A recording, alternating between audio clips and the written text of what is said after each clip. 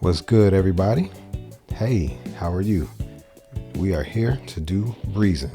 All right, we're doing this breezing. It's actually been a minute since I think somebody asked. Actually, a few people asked about doing this song. So, yeah, we're here to do it. We're here to do it. Now, I'm gonna go over some basics.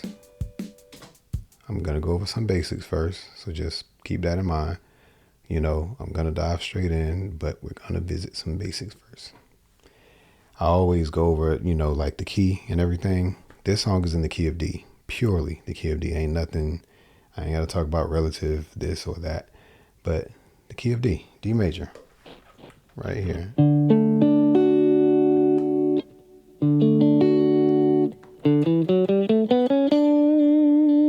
Now, a part of this video, I want to show you like 3 or 4 different ways to play a D major scale, okay? Just for starters, because it's actually going to help you, okay, in this case, really in every case. But let me just go ahead and share my screen, and I'll be able to show you what I mean. That rhymed, and I ain't try to.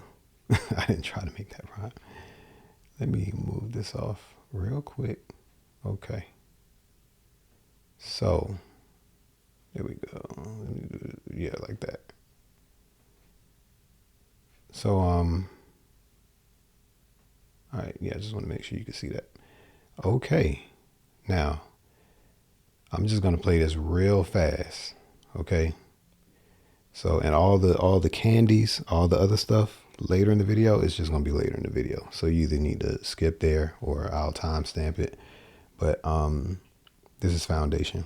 So, here we go. So, D major scale. And I'm starting on the A string right now. 5th fret on the A string. 4 is like 3 or 4 ways. I think there's 4 in front of me. It's all starting from the same place, but I just want y'all to know different patterns of playing the D major scale. And this is gonna help you for the song. Okay, so here you go.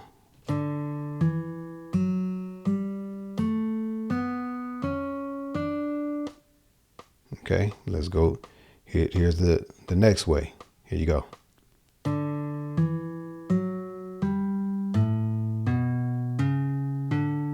Now I went outside of the octave, but it's still a D major scale, the next one.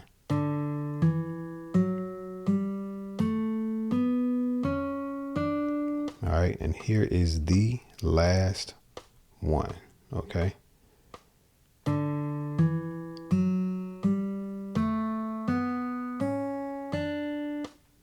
Let me do that over because I didn't expect for the screen to shift like that.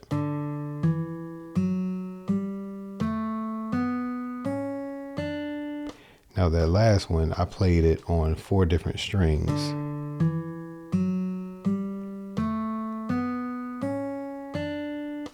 So this just says that we don't have to get locked into one way to play any scale, period. As long as the notes are right, it don't matter. But yeah, that's the only time that I'm gonna spend on that, about that. Now, so let's start out with the actual bass line, which the guitar is actually trailing. It's actually shadowing this bass line. And that's really important because that's pretty much how the song starts off. Now, one thing I didn't give the notation on, and I'm not going to really go over it, but it does that intro with the flute and stuff.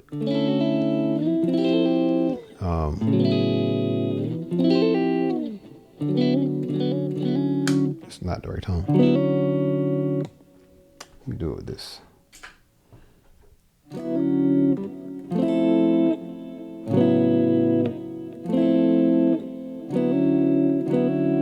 Or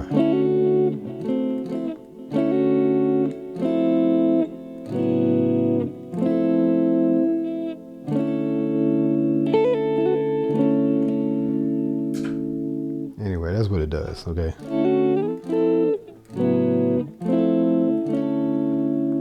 And And then it goes to say so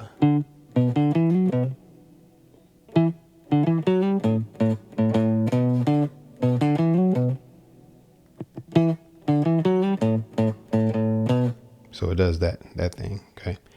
And let me just let you hear it. Here are the notes.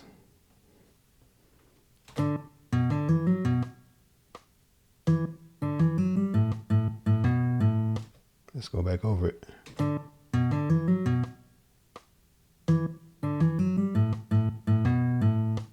right. I think I played a note or two wrong on that. Let me play it in context with the track. All right. Only the bass line right now. Okay. Here we go.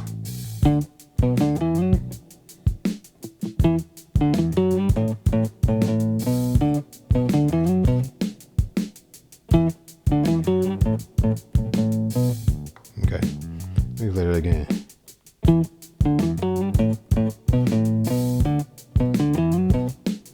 So I know on the track, it's actually like trailing it some type of way, okay? Whether they actually like, whether George Benson played that at the same time, kind of like you know what I'm saying?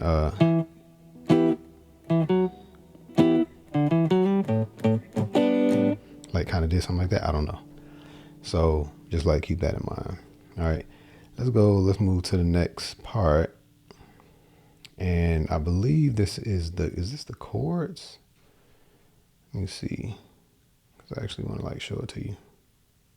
So yeah, that was the melody, that melody part. And here's, oh no, it's the other part. Yeah. So this is important in the song. All right, maybe I can do this.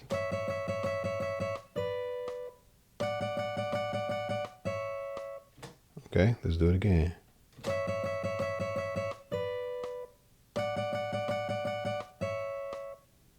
Okay, we got that, right?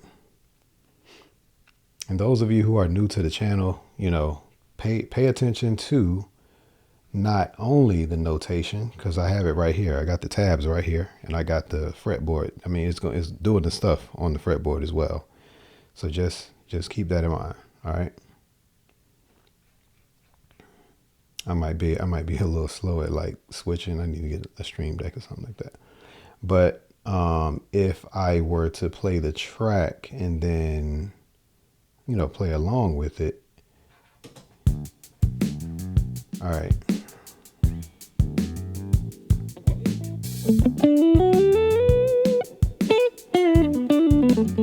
It's up here.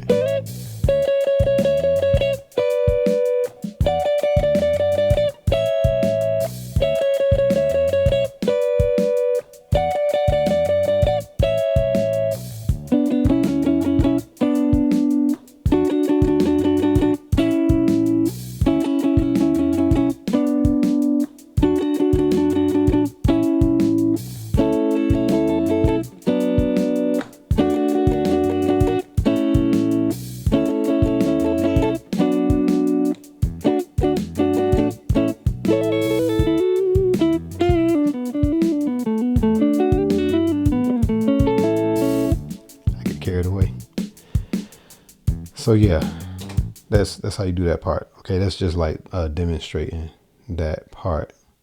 Okay, we're gonna move on to the next part. Let's move on to the next one. And what's the next part? Is it the chords? Yeah, it's the actual chords. I was playing that just now, and there are actually two versions. Okay. There's one version where in the beginning they are playing, you know,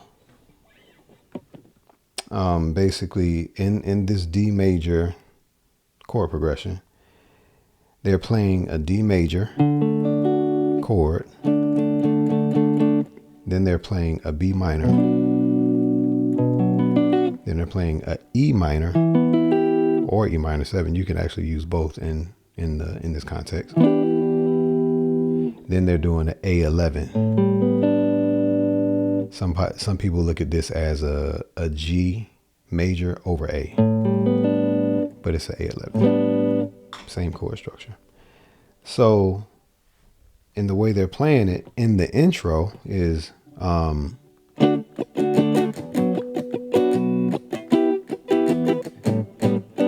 like that. I wouldn't necessarily play the full on chord.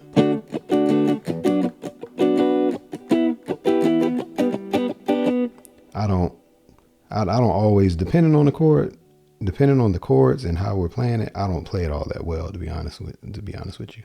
Not in this context. I mean, I could play it.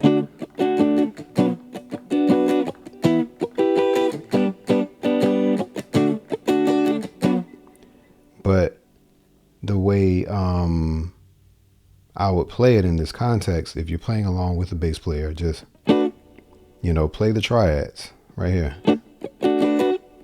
You can just play these higher strings.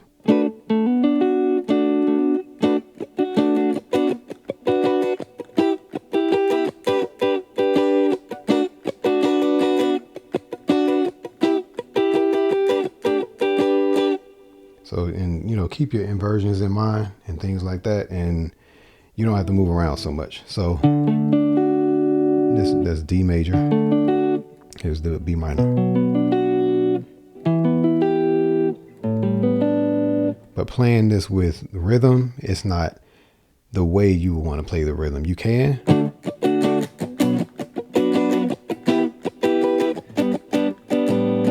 You can do that. But so here are those chords. Here are those chords right now. So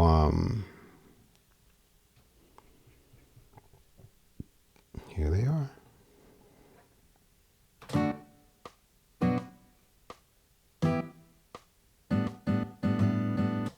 Let's do it again. That's the D major right there. Okay. There's that B.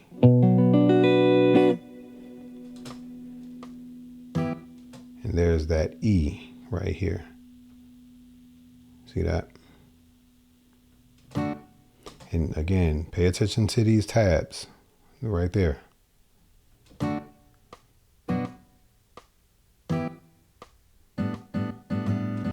So the A11.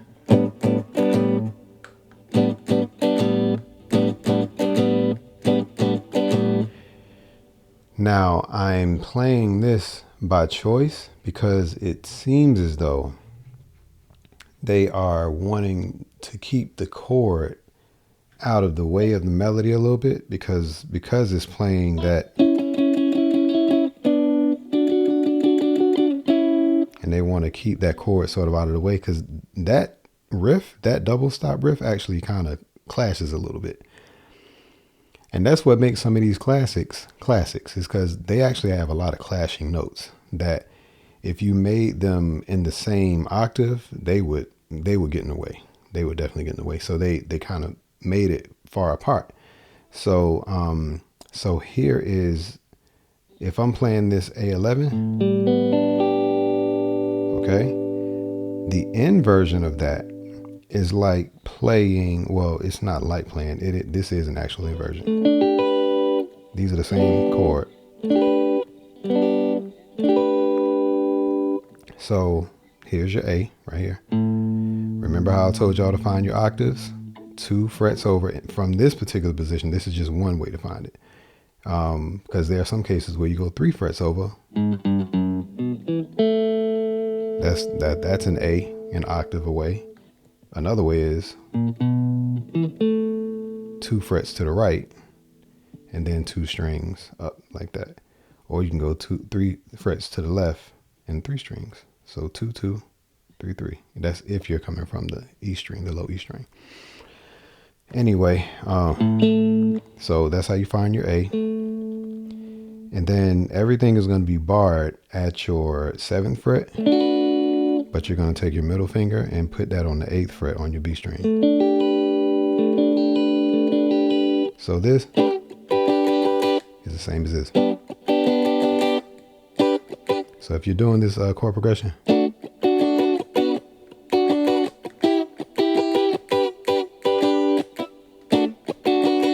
what I'm saying? So that's just the way you can do it. Or you can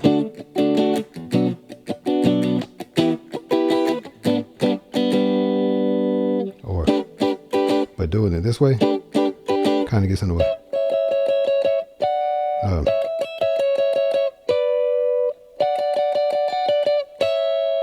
That, and if I were to play it, you could actually hear how it kind of gets in the way. Let me play it for you. If I were to play it all together,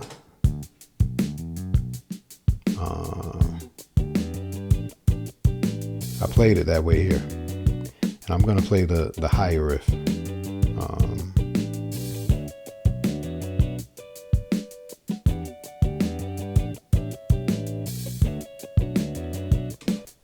But I like it.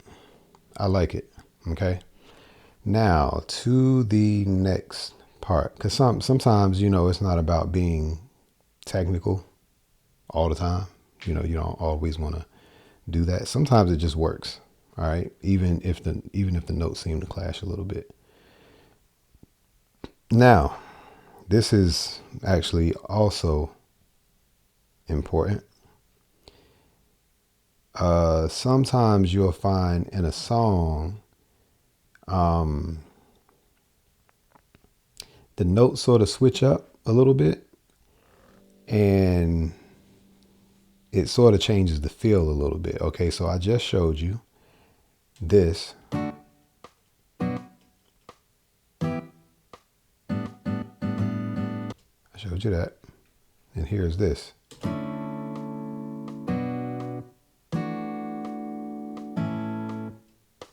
So during another part of the song, they actually play those chords. So in the beginning of the song, they're playing this first chord progression, and then the next part, they're actually playing a different progression.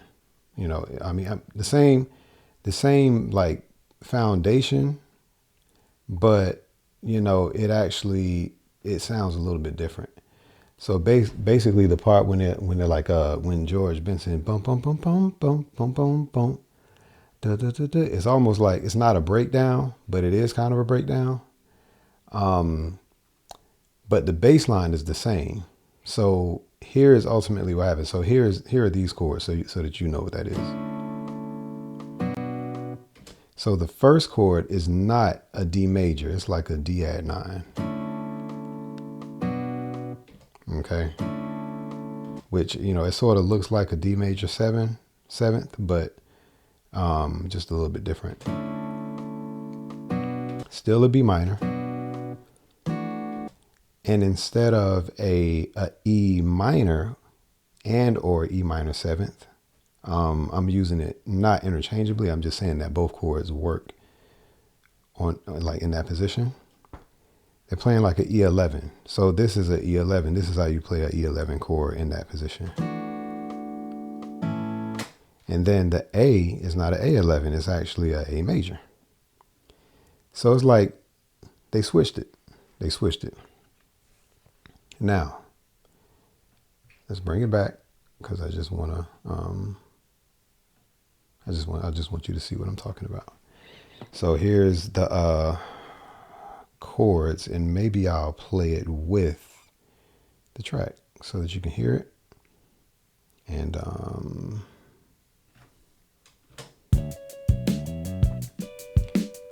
right, I'm gonna play without that little riff first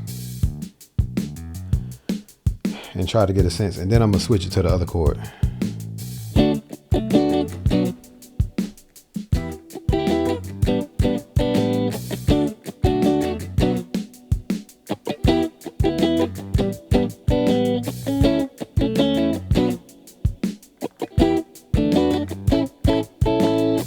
So that's kind of like what they did. Okay. So here's the first one.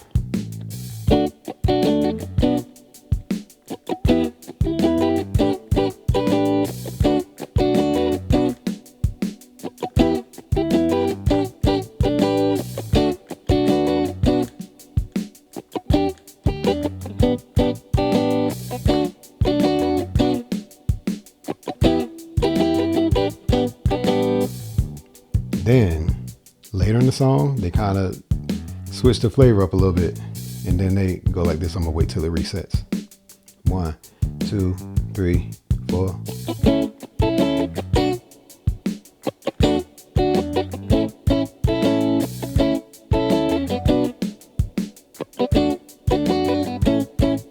Another way to play it.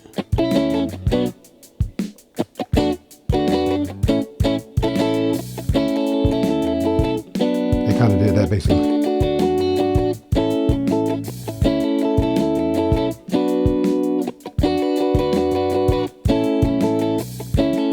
So in that case, basically, what was happening is that he was sort of taking the basis of the flute part, the ba-da-da-da-da-da-da,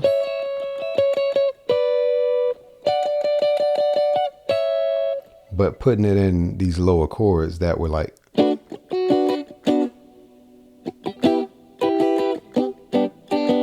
know what I'm saying? That's what I think he was doing. And I think he just hit record and just played whatever. As long as it worked, he was just playing whatever, you know, and it does work. It does work. So, you know, that's the difference. That's the difference between that, which is a D major, and it's still a D chord. It's just another variation of a major chord to it, like a major seventh or add 9, major 9. You know what I'm saying? Still play the B minor, and instead of this, you play that instead, and instead of the A11, they just play the regular A major. But again, that goes very well with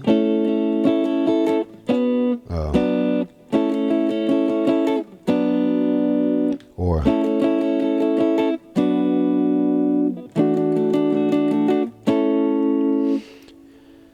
this is a good teaching point, because all of these different elements of the song, I promise you, you learn this song and you learn all that is happening in the song, it'll inform you of a lot of different things. So you have the melody that's happening, which we haven't even gotten on the main line of the song, but you got like the scale, you know, because it's in key of D major, that part. Then we got the riff, which is essentially a double stop. Even though flutes are playing it, it's a double stop.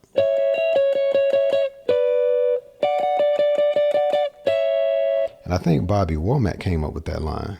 I think they were real good friends.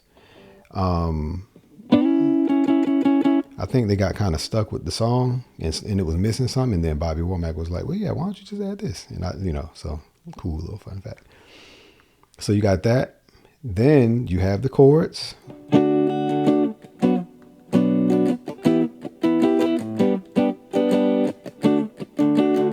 Which is how the song started. And at some point,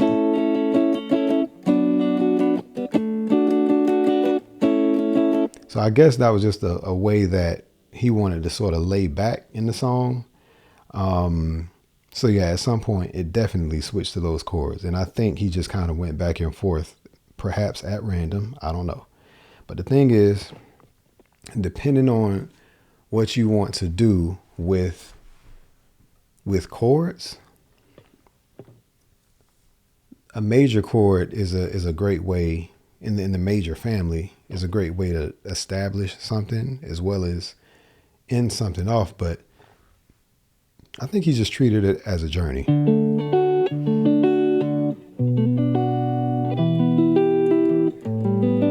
Then it's like when you want to mellow out, you're almost like, I suppose, let's say you're taking off. You're in an airplane and you're taking off, and it's just like, okay, we got to get to a place. You got to ascend, basically. And then once you're up there, once you're at the altitude that you want to be at, now we get to kind of coast a little bit, and we're sort of relaxing, and we're sort of on clouds, and we're sort of, going through clouds. And to me, major seventh chords, major 9 chords, add 9 chords sound more relaxed. They sound more like plush to me. So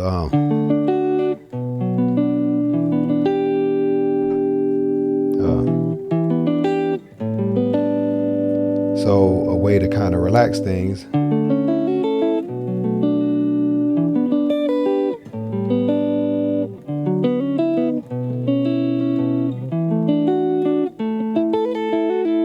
And all of those work over the work over that, okay? So I'm just gonna demonstrate. So here's the regular way.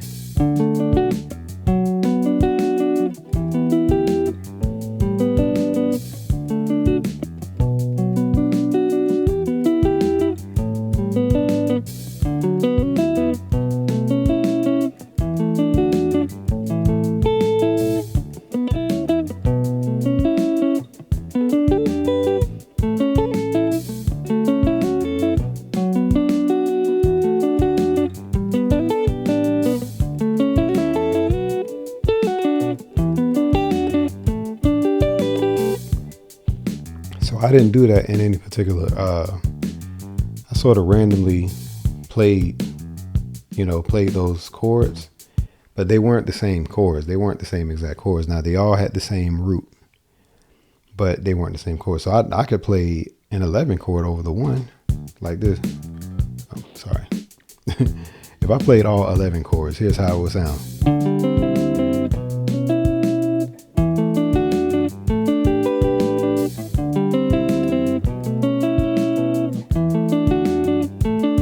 Minor chord.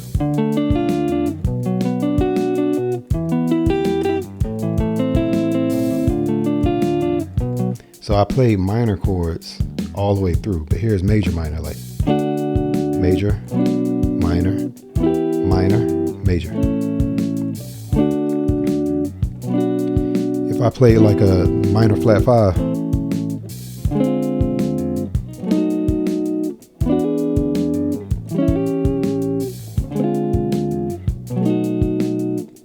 dominant 7, dominant 7th, minor flat 5, dominant 7th, dominant 7th. So just know that it changes the feel of it, but I'm kind of rambling on that part, but basically George Benson chose chords that worked over that chord progression, but it didn't change too much. It deviated a little bit, but not too much. Not enough for you to be like, oh yeah, you changed that up. You just pretty much listen as though nothing changed necessarily. Okay. To the next part. Okay. This should be the melody, the actual melody. Now, this is the part that goes like this. Let me, cause I actually recorded the second instance. All right.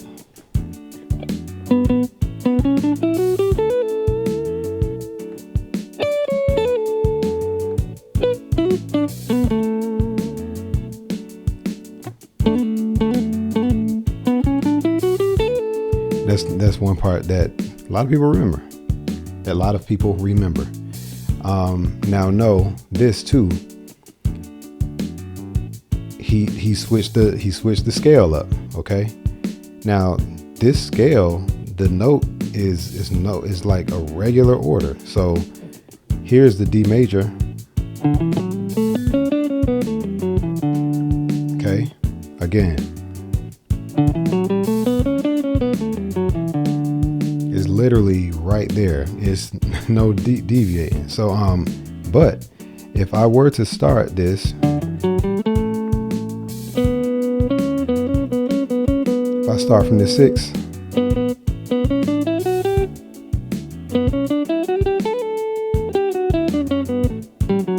so if I were to continue this major scale all the way up like this,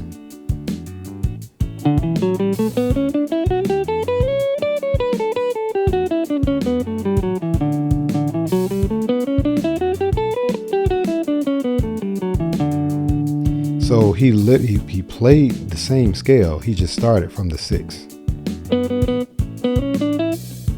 Actually, he started from the 5 at first. So he went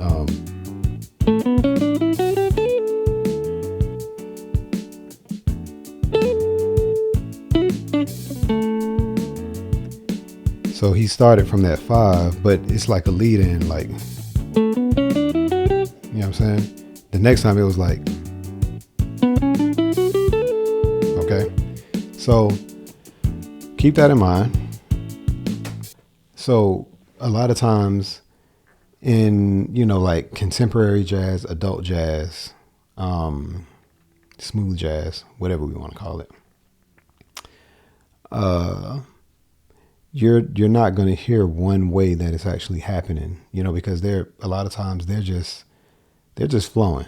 Okay. So there's not one way that he played it. Every time was different. Now I didn't do every single way notation wise, but here are the notes because I really wanted to show y'all this, as a teaching tool. And, so just keep that in mind. It's a wonderful teaching tool. So here are the notes.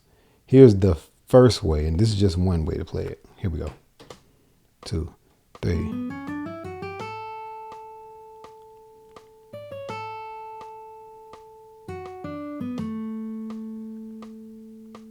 Do, do, do.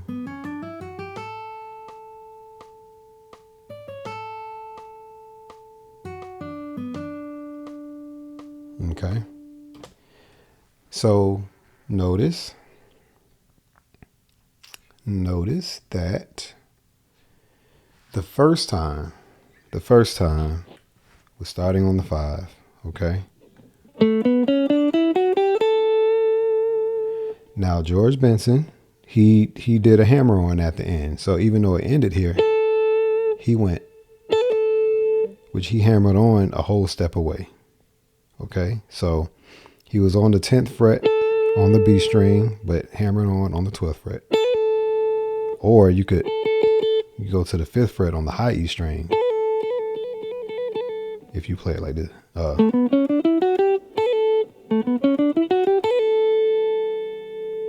So it's all about your comfort. This particular thing it don't matter how you play it. But I have an example for you, okay, on the charts. So yeah, the first time I noticed the next time he went. So the first time he started on that 5. So I don't know if that was like a Mixolydian thing. I don't know if it was a Locrian, whatever. Whichever one. I probably said it wrong. But the 5, the scale that starts on the 5, the mode that starts at the 5 is Mixolydian. I mean, I know that. The 6, which is actually a minor sound. So, you play that up high, it's a different mix. Which, I mean, that is the 6 right there. So maybe that's why he chose that. So that's the melody. All right. So we got that part. Now for the some of the candies. All right. I'm saying candies because, double stops are near and dear to us. A lot of times we want to know what that is. The cool thing is that the song started out with double stops, with that initial thing. And a quick note, I am playing these double stops all downstrokes, and I'm only playing the top 2 strings. It's kind of awkward to do the up and down.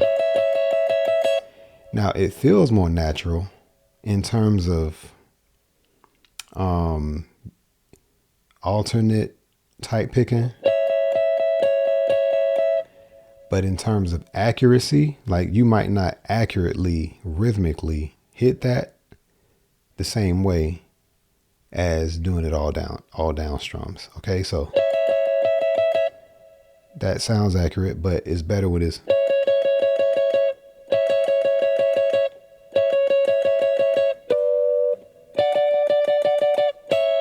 So just know those are double stops. Those double stops are basically 2-note chords. So those are two note chords. That's really what double stops are. Now, here is the next part. Let me put the track on because I'm going to demonstrate for you. So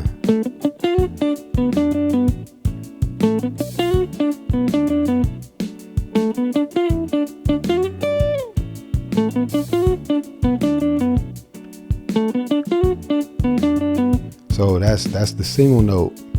I don't know if you want to call it a vamp or whatever.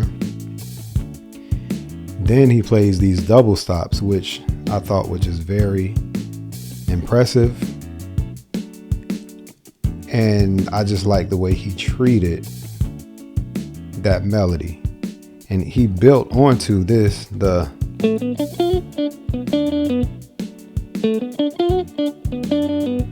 I switched to my other pickup. Let me switch to the neck. If y'all are playing a strat, quick note. And when you're talking about tone, the neck pickup is the tone, okay?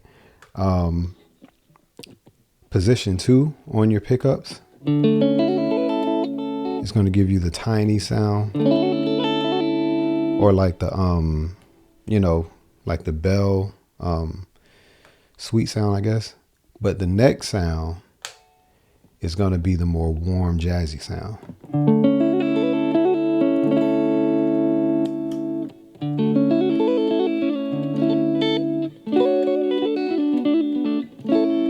All right, so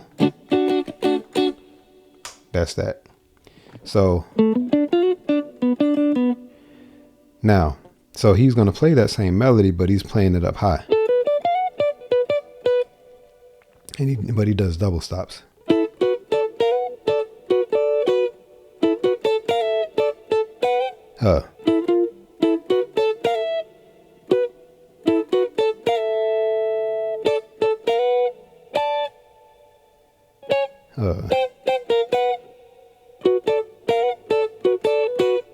I don't know how to do it fast like him. Not the same exact way. I can fake it a little bit, you know what I'm saying? Like this.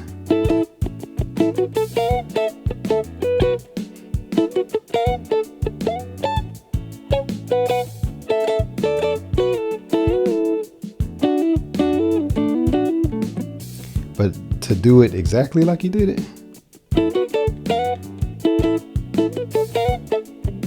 one more time. I got it.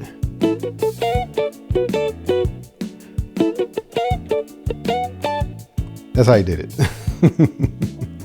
I got it. Oh my goodness.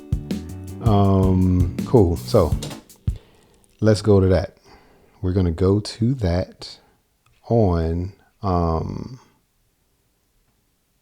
illustrations. So, and y'all keep in mind, like the notation is more straightforward sounding.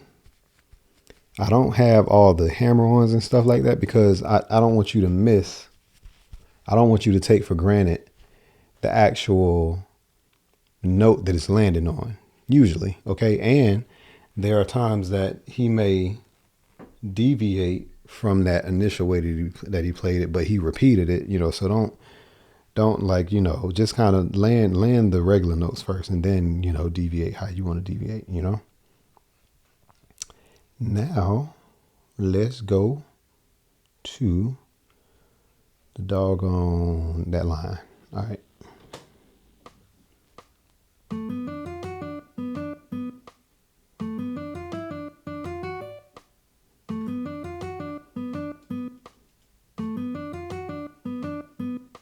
All right. I know that sounded cheesy, but I mean, that's pretty much what it is. Now, the MIDI note, it's kind of like.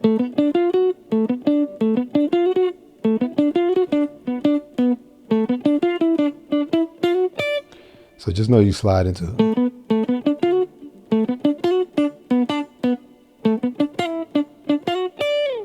All right, and you do, you can do that. Excuse me. So on that next part, this is the part that,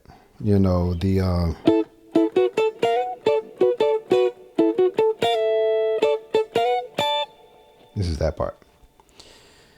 All right.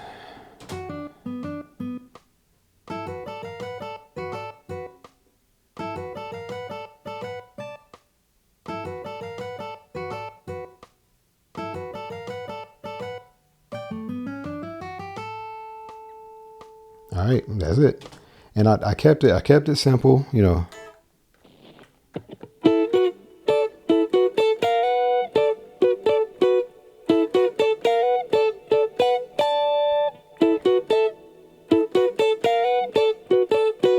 And it's funny, if I were playing this in a live situation, I would probably play it straight. But when I slow it down, it's something about that. So yes, these are the notes. Feel free to pause it. I'll timeline it, you know, so it's easy for you to find. And yeah, that's pretty much what it is. So I want to say that's everything that I want to show you. Now, there are a few. There are definitely more lines that he's playing throughout this. I'm not going over every single line. I'm not doing that. Oh, excuse me. Not doing that right now because it's a lot. There's a lot to go over. But I know there was one part that I thought that was intriguing. And I transpose songs. I enjoy it, you know. But I know he played one thing when he was like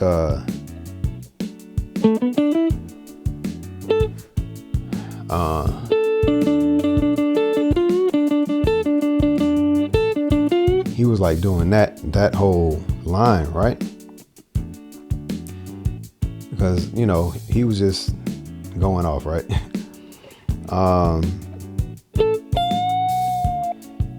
There are just certain things that he was doing that is outside of D major, you know, outside of those chords. So up here, he's outside at this point. He played that note, but he resolved.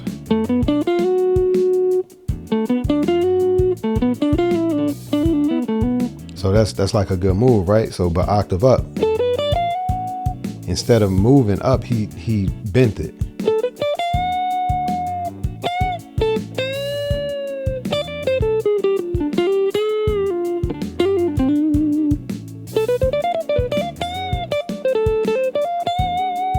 So he definitely did that. But that works because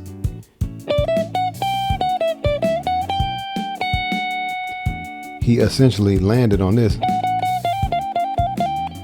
or this.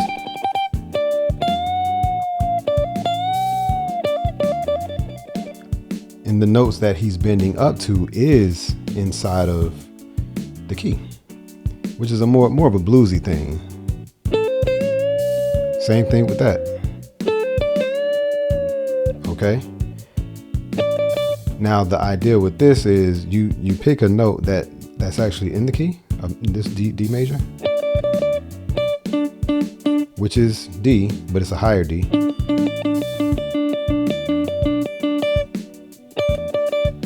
And then he's going to pick a note that does not belong in the key of D, but bend up to the D on a different string. And this was popular in like 70s music, but they did it at the same time.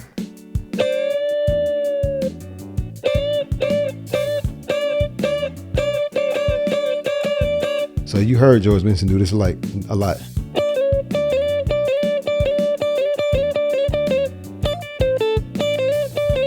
He would do that.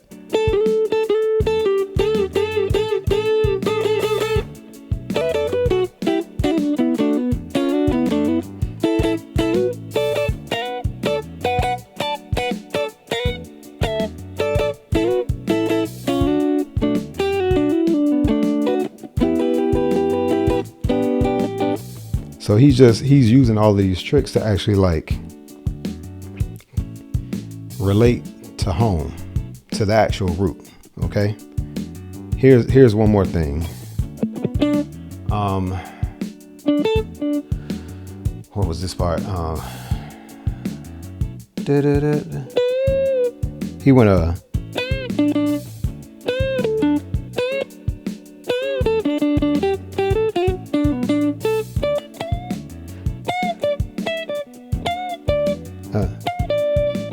He went.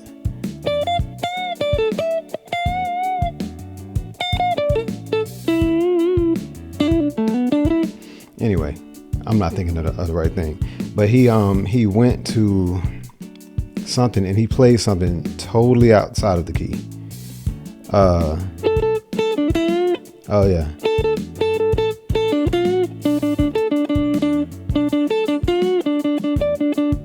Oh, he went.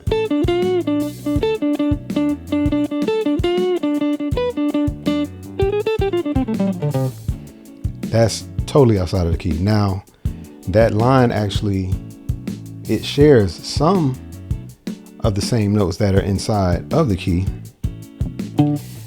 Now, these two notes,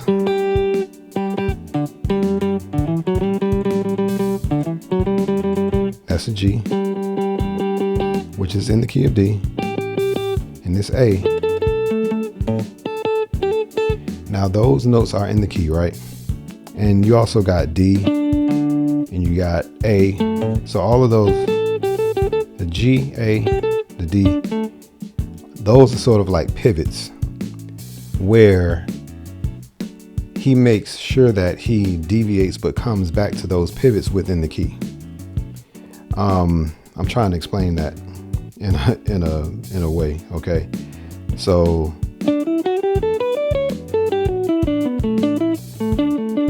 these notes are in the key. So when he played that riff, he chromatically went from the G to the A, but he chromatically went up. Okay, chromatically, even though he played this, he went here. Then when he kind of went down,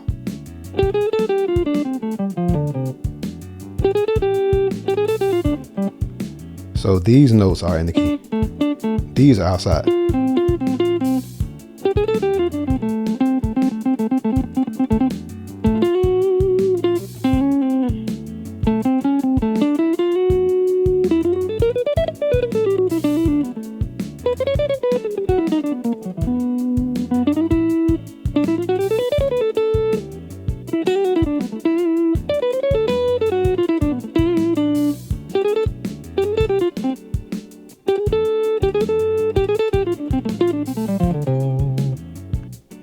Why did he do that? I don't know.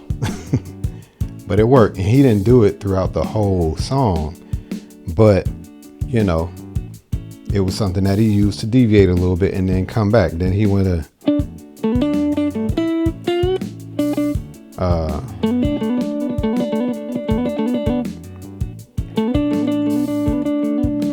he did a couple of lines.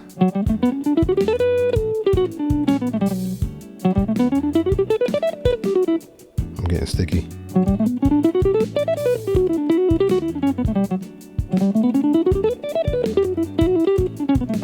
He did.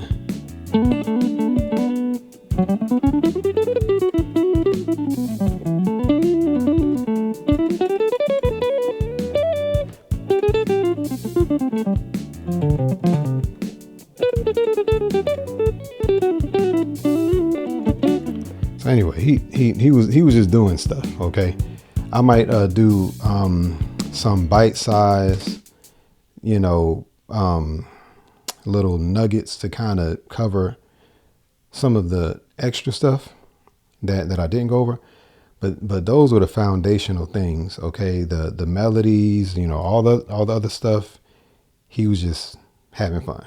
Okay, and that purely came out of him, probably just instantaneously. He didn't have, I mean, he had some theory behind it, but you know, not necessarily something that you could say, well, this is why he did it. This was his approach. I mean, it's cool. You can give words to it, but so I hope that was, you know, I hope I didn't like ramble too much. I ain't random too much. That's corny. Goodness. All right. But that's pretty much that. And, yeah, subscribe if you want to. This particular video required it to be like an hour long, basically.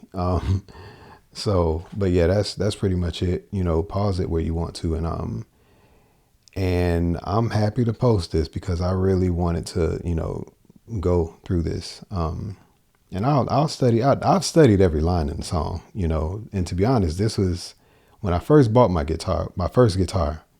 This was the first song that I pulled up, and it was easy for me because of that line. Ba-da-da-da-da-da-da. Now, when I started it, I was like this.